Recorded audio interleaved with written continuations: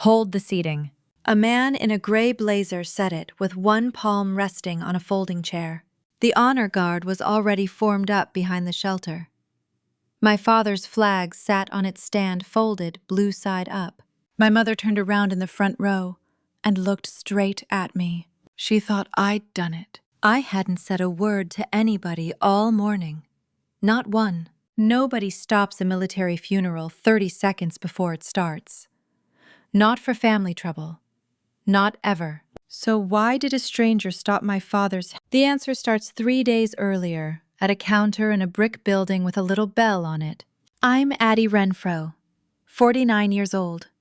Same last name my whole life and the same uniform for 26 years. 9 of those years, I worked with a dog on a leash. The rest of them, I've spent at a desk by a door, filling out re-enlistment paperwork for other people. That's how I say it when somebody asks. That's how I said it at every Thanksgiving my mother ever cooked. Addie does the forms, she'd tell the table. She sits down for a living. I never corrected her. Not once in 26 years. I wasn't a hero. I was never anybody's idea of one, least of all my own. My father was Ray Renfro. He drove fuel trucks in Vietnam when he was 19 years old. Then he came home and drove them for a paycheck another 30. He never talked about the first part. He talked about carburetors and the price of hay and whether the creek was up. He died on a Monday evening in the chair by the front window with the ballgame going and his boots still on. My brother Kenny called me at 11:30 that night. Dad's gone. I sat down hard on the corner of the bed. My old dog lifted his head off the floor and watched me. Couple hours ago. Mom's all right. Don't drive tonight. Kenny, don't drive tonight, Addie. I drove that night. It's 90 minutes from my place to theirs, and I made it in 70. The porch light was on, and the storm door was locked, which is a sentence I've thought about a lot since. My mother let me in and hugged me the way you'd hug a neighbor who brought back a casserole dish. You didn't have to come. He was my father. Well, she turned back toward the kitchen. Kenny's handling it. That was the whole conversation. 15 seconds, maybe 20. By midnight, there were 11 people in that house.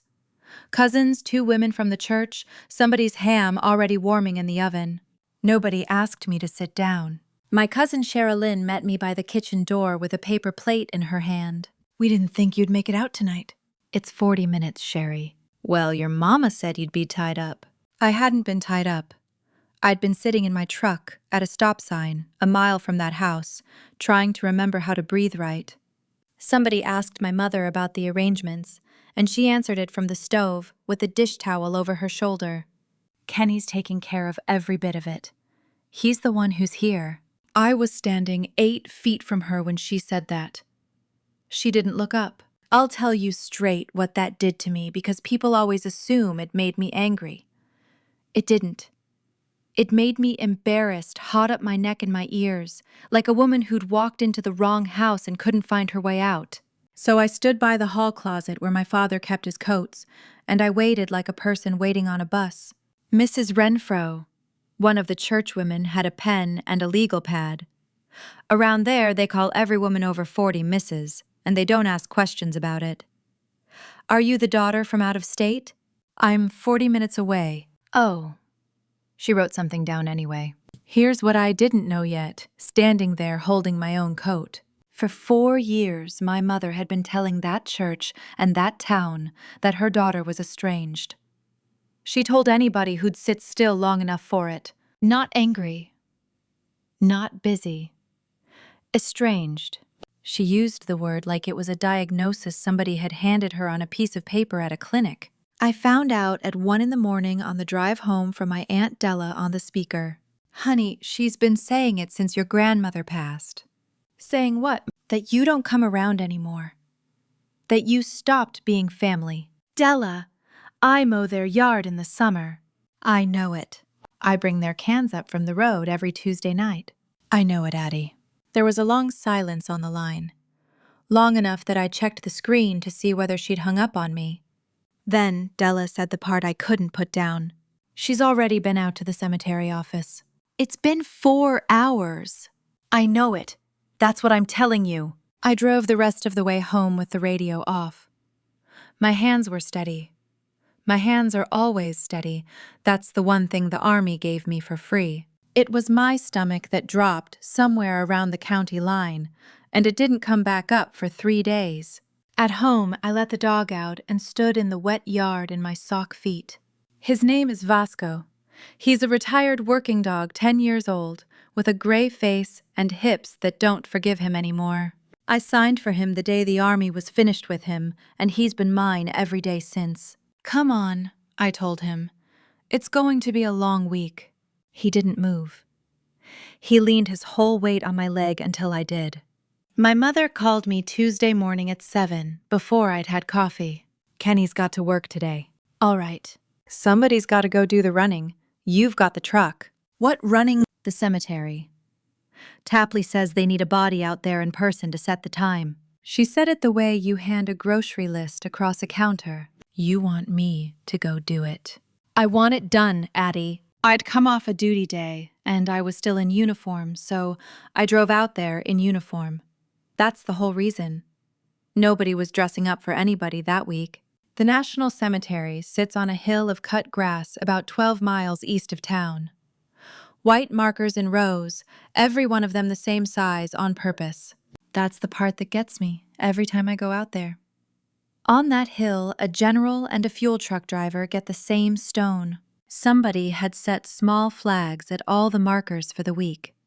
Thousands of them, leaning the same way, in the same wind, so the whole hill looked like it was breathing. The office is a low brick building just inside the gate.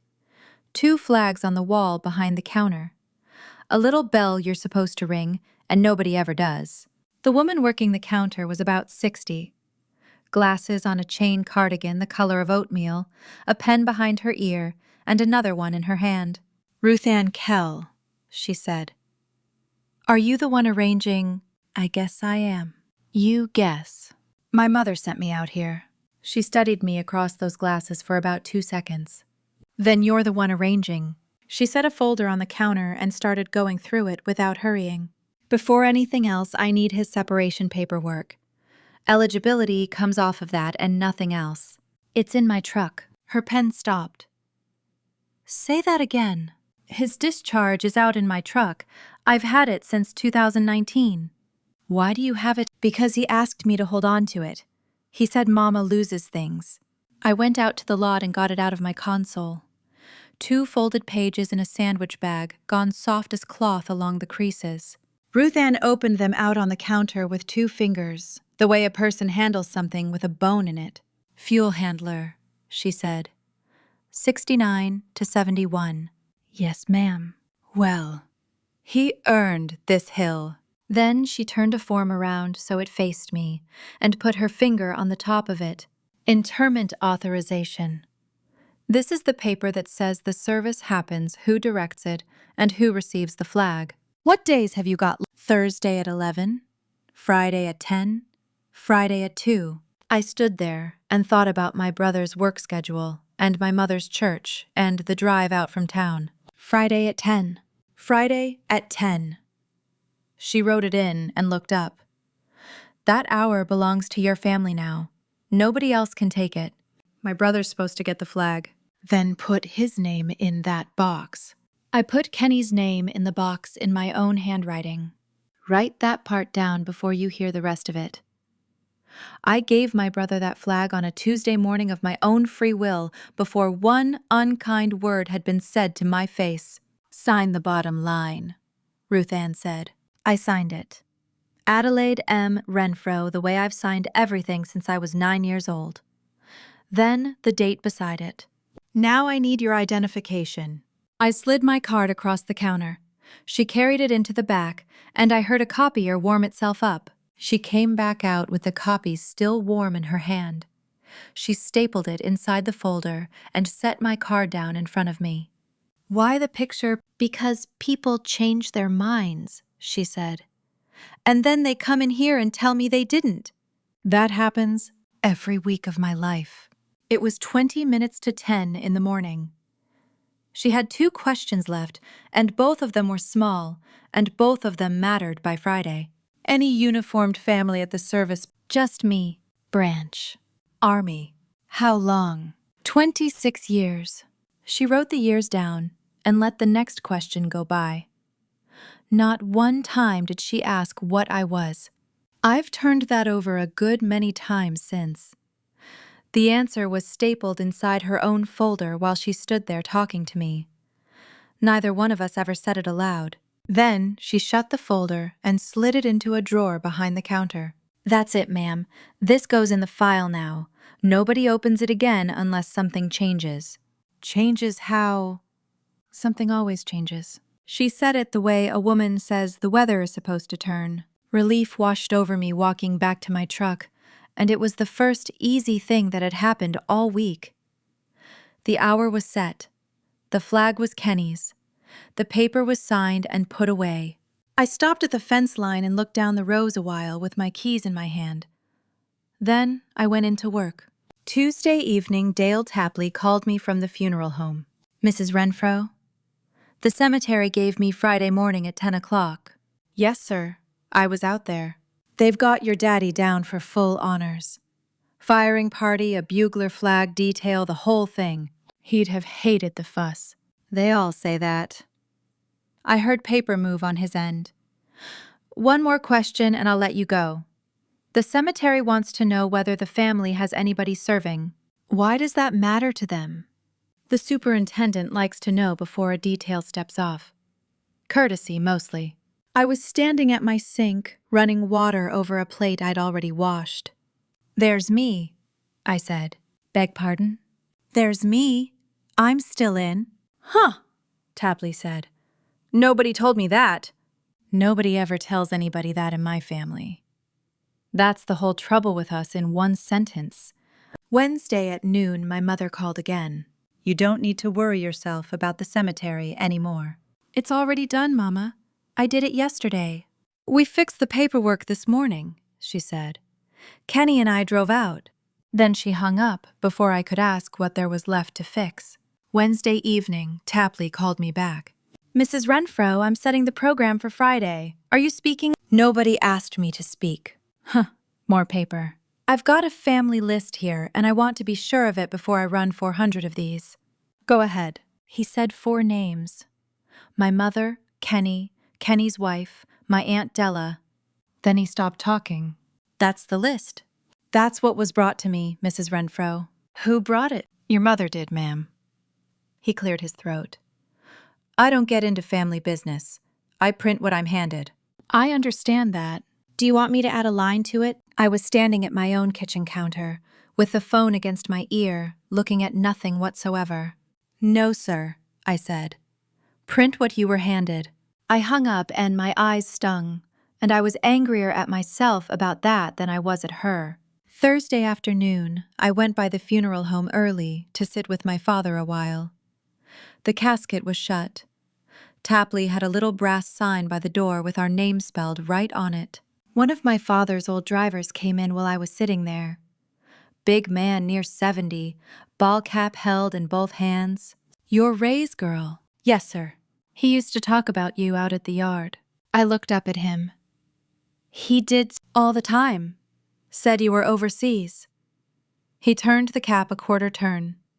Said he could never keep track of where. Neither could I, some years. He laughed at that. Then his face came apart a little. He sat down at the end of the row and pulled his cap back onto his head. Kenny came in 20 minutes later in his work clothes. He's 4 years younger than I am, and he sells farm insurance out of an office on the square. He was our mother's boy from the day he could walk. I've never once held that against him. Hey, Ad. Hey. He sat down 2 chairs over. Not next to me. 2 chairs over. Mom's just wanting it quiet Friday. I'm not loud, Kenny. You know how you are. How am I? He looked at the carpet between his shoes. You didn't come to Grandma's. I was in Kuwait. His head came up fast. You were where? Kuwait. For 11 months. Nobody told me that. Nobody asked me. He sat there working his jaw. And that right there is my whole family in one line if you want it. They never asked, and I never said, and both of us got to call it peace. Mom says you're estranged, he said finally. Do I look estranged to you? No. Then why did somebody write it down? He had nothing at all to say to that. He stood up, laid one palm on the casket for a second, and walked out to his truck. On my way to the lot, one of the churchwomen caught me by the sleeve. "It's so good of you to come, Mrs. Renfro," she said. "She told us you might not." I said, "Thank you, ma'am." What else is there to say to a woman holding a covered dish? I stayed out in my truck in that gravel lot 11 minutes, both hands on the wheel, engine off. Then I remembered the dog. Vasco can't do stairs anymore, and he won't stay in a truck by himself. Not since he got old and deaf on one side. If I was going to be standing at that shelter Friday, he was going to be standing there with me. I needed to ask somebody whether that was even allowed, so I called the cemetery office at 4:10. Ruth Ann Kell picked up on the second ring. Her voice changed the second I said my name. "Ma'am," she said, "can you come out here?" "Right now." Right now would be a good deal better. I made that drive in 19 minutes. The gate lamps were already burning when I pulled in. Ruth Ann was standing behind the counter with the folder open in front of her, and she didn't say hello to me at all. "You signed the authorization Tuesday morning." "Tuesday morning. You copied my card and stapled it in there." "I did." She turned a page around toward me. "Then who signed this one?" It was a single sheet. Amendment to Internment Authorization with Wednesday's date across the top of it. 2 lines had been changed on it. The first line took the family seating down from 5 chairs to 4. The second line had a note squeezed into the margin in small, careful letters. "Daughter estranged. Not attending." And at the bottom, on the line where the original signer has to approve a change, somebody had written my name. Addie Renfro. I stood there under that counter lamp and looked at it a long time without saying anything. "Ma'am, that isn't mine." "You're sure about that?" "I've been signing that name for 40 years. There's no middle initial on it. I have never once left my initial off a form in my life." She pulled Tuesday's sheet out of the folder and set the 2 of them side by side. "Look at the capital letter," she said. "Mine has no loop in it. It's a plain slash of a letter. I learned to sign my name on carbon paper. You don't loop anything when there are 4 copies underneath. The one on the amendment had a loop in it like a school teacher's." "Whose hand is that?" Ruth Ann asked me. "I'm not going to say." "Ma'am, I won't put that name in the air inside a government office. Not weak." She held my eyes a second, and I'll tell you exactly what was sitting on her face. It wasn't surprise. It was tired. "All right," she said. "Don't put your hands on that page again." Then she picked up the phone off the wall. The superintendent's office is behind the counter, down a short hall with one window that faces the flag circle. His name is Hollis Barnett. Gray blazer, gray mustache, and the particular kind of quiet a man gets from doing one job in one place for a long time. He didn't shake my hand. He put one hand out toward a chair, and I sat down in it. Ruth Ann came in behind me and set 4 things on his desk, one at a time in order. Tuesday's authorization. The copy of my identification card still stapled where she'd stapled it. The visitor log open with 1 line marked. And the amendment. "Wednesday," she said. 9:10 in the morning, 2 people at my counter. I took the sheet myself and I never looked past the seating. "You didn't call me Wednesday," Barnett said. They handed it across and left. It looked like a seating change. "It is a seating change." "Yes, sir." She put one finger down beside the bottom line and took it away again. "Until you look at that." Barnett studied both sheets for a while. He didn't hold them up to the lamp or lean over them. He looked at them the way a man looks at a fence he already knew was crooked. Then he asked me 3 questions and not one more. "Did you sign the first one?" "Yes, sir." Were you standing in this building when you did it? I stood right there at that counter. She copied my card. Did you give anybody permission to sign your name for you? No, sir. Nobody. All right. He shut the folder. My heart was going hard by then, and I'd rather say so plainly. I've told this part a few times since. People always decide afterward that I was calm. I wasn't calm. I was scared to death of what a man with that much authority might decide to do in the middle of my father's funeral. Sir, I don't want a scene out there. Neither do I. My mother is 73 years old. I heard you. He slid my identification card back across the desk toward me. Then can you just put a fifth chair out, please? Nobody has to know one thing about it. I could. Then do that. Ma'am, if I quietly set a chair out, then next Wednesday somebody quietly takes one away. The week after that, it's a flag going into the wrong hands at the wrong grave. He tapped the folder once with 2 fingers. This office isn't in the quiet business. It's in the paperwork business, and that's on purpose. So what happens now? Be here Friday at 9:30, in uniform. I was planning on standing in the back, sir. Be here at 9:30. I picked my card up off his desk. It felt heavier than a card has any business feeling. Sir, what do you intend to do? My job. That's not an answer. It's the only one I've got before Friday morning. I stood up to go. Then he asked me something I never saw coming.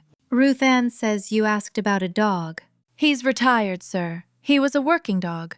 He's 10 now, and he doesn't do well left alone. Bring him. Sir, bring him, Barnett said. This hill has seen worse things than a dog.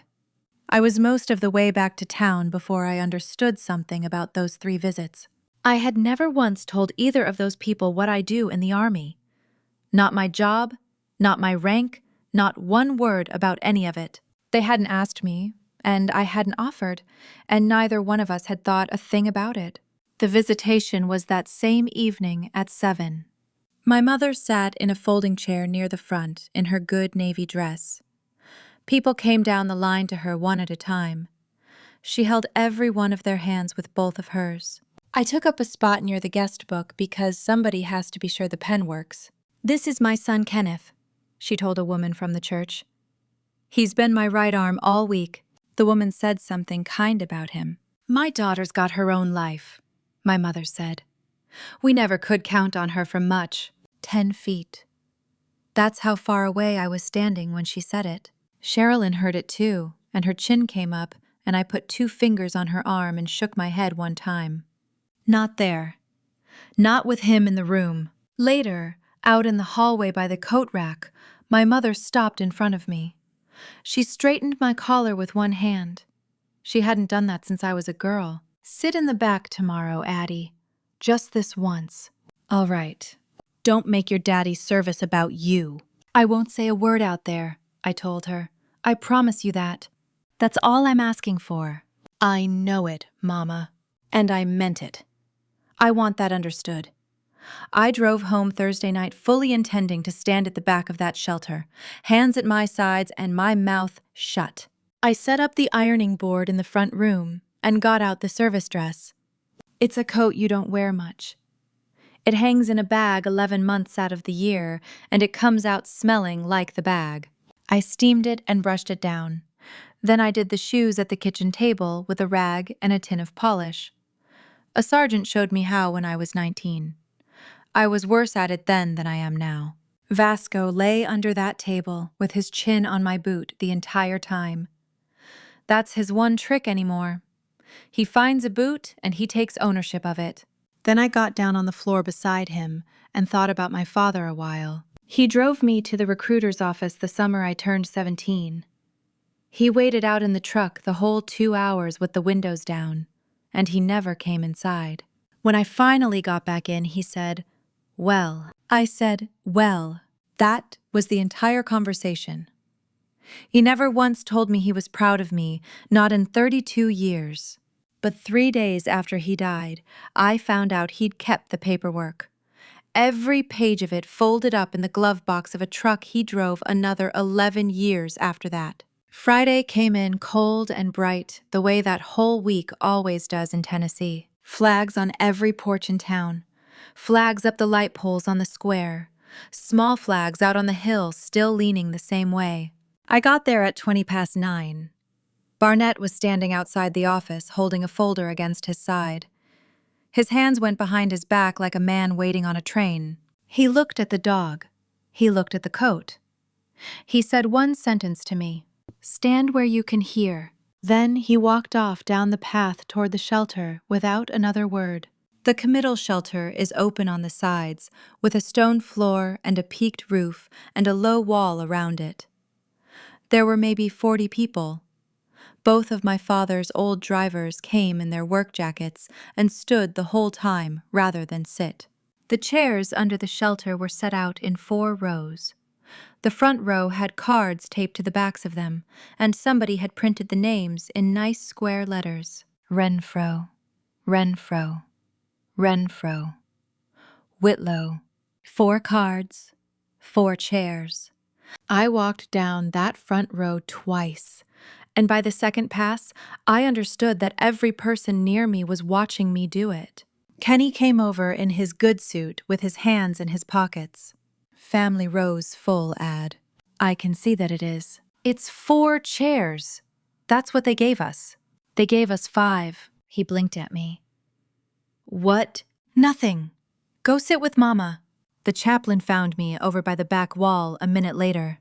"Mrs. Renfro, would you like to come stand under the shelter out of this wind?" "I'm fine right here, sir. Thank you." There was one moment, right about then, when I nearly went to my truck and drove home. I'd like to be a better woman than that in the telling, but that's the truth of it. Aunt Della caught my eye from the second row and didn't smile. Something in her face put my heels back down on that stone. So I stood at the back edge with my heels together and my hands at my sides. Vasco walked one slow circle and lay down across my left boot. That dog has stood on flight lines with me and in truck beds and on 100 loading docks in 4 countries. He picked a cold stone floor in November and went to sleep on it. The honor guard formed up on the grass about 20 yards out. 7 of them rifles down, breath showing. 2 soldiers carried the flag to the stand and squared it away there, blue side up, the way it's done. The chaplain opened his book, and then Hollis Barnett came up the walk from the office. That same folder was still against his side. He laid one palm on the last empty chair in the front row. "Hold the seating." 40 people stopped moving at the same time. The chaplain shut his book on his thumb. My mother turned around. Kenny rose halfway off his seat and then dropped back into it. "Ladies and gentlemen, I'm the superintendent here," Barnett said. "This will take 1 minute, and then we will begin." He opened the folder. "This is the internment authorization for Raymond Renfro. It was signed at my office Tuesday morning, in person, at that counter inside the gate. We photographed the identification and put it in the file." He held up one page so the front rows could see it. "This is the paper this cemetery goes by." He set it down and picked up the second sheet. "Wednesday morning, a change came across my counter. It moves the family seating from 5 chairs down to 4. He let that sit for a second. "That's routine. Families do it every day of the week, and there's nothing wrong with it." He turned the second sheet around so the front rows could see that one too. "But a change to an authorization has to carry the signature of the person who signed the original. This one carries that name." Nobody moved. "It isn't the same hand," Barnett said. "I'm not going to call it anything else today. This is a funeral. I'm only telling you which paper my office follows." Then he lifted Tuesday's page again, and he said the top line of it out loud, plain and flat, the way a man says a street address. "Person authorized to direct interment, Renfro Adelaide Marie, Master Sergeant, United States Army, daughter." I heard my own rank go across that hill in another man's voice. Something turned loose in me that I'd been holding shut a very long time. 26 years. Nobody in my family had ever said it out loud one time. A man behind me repeated it under his breath. "Master Sergeant."